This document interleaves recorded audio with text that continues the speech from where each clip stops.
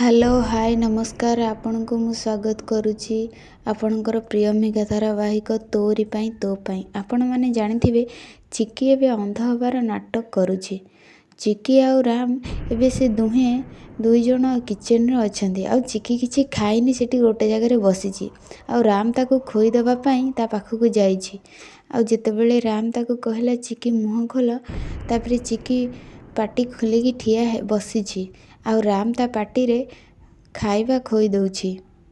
କାହିଁ କେତେ ଦିନ ପରେ ରାମ ଏବେ ଚିକିର ପାଖକୁ ଆସିକି ସେ ତାକୁ ଖୁଆଇ ଦେଉଛି। କାହିଁକି ନା ସେ ବହୁତ ଦିନ ହେଲାଣି ଚିକି ଉପରେ ରାଗିକି ତା ସହ କଥା କି କିଛି ତାକୁ ପଚାରୁନାହିଁ। ଚିକି ଯାହା ପଚାରିଲେ ସେ ଏଡ଼େଇ ହେଇ ଚାଲି ଯାଇଥାଏ। ସେଥିପାଇଁ ଚିକିକି ଖୁଆଇବା ପରେ ଚିକି ବି ତା ମନେ ମନେ ବହୁତ ଖୁସି ହେଉଥାଏ ରାମ ପାଇଁ।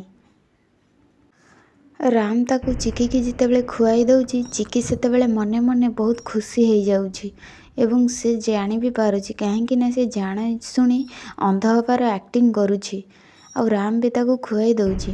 ଚିକି ରାମ ହାତରୁ ଖାଇବା ପରେ ସେ ବହୁତ ଖୁସି ଅନୁଭବ କରୁଛି।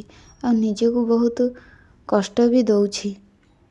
ତାପରେ ଚିକି ଖାଇବା ଭିତରେ ତା ମନେ ମନେ ଭାବି ନେଉଛି କି ରାମକୁ ନେଇ ଭାବୁଛି କି ଏତେ ସବୁ ତମ ମନରେ ଥିଲେ ବି ତମର ମୋ ପ୍ରତି ଭଲ ପାଇବା ଟିକେ ବି କମ୍ ହେଇନି। ଇଂଲିଶ ମିଡ଼ିୟମ୍ ତାର ପ୍ରମାଣ ମୁଁ ପାଇଗଲି। ଏମିତି ଚିକି ତା ମନେ ମନେ ରାମ ପ୍ରତି ଭାବୁଛି।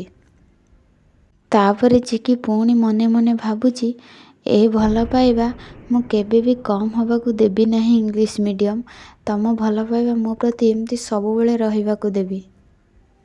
ତାପରେ ଚିକି ରାମ ଆଡ଼କୁ ସେମିତି ଚାହିଁ ରହିଥାଏ। ଆଉ ରାମ ବି ସେଇ ଖାଇବାକୁ ତାକୁ ଖୁଆଇ ଦେଉଥାଏ ଖଣ୍ଡେ ଖଣ୍ଡେ ଆଣିକି। ଆଗକୁ ଦେଖିବା ପାଇଁ ଆମ ଚ୍ୟାନେଲକୁ ସବସ୍କ୍ରାଇବ୍ କରନ୍ତୁ।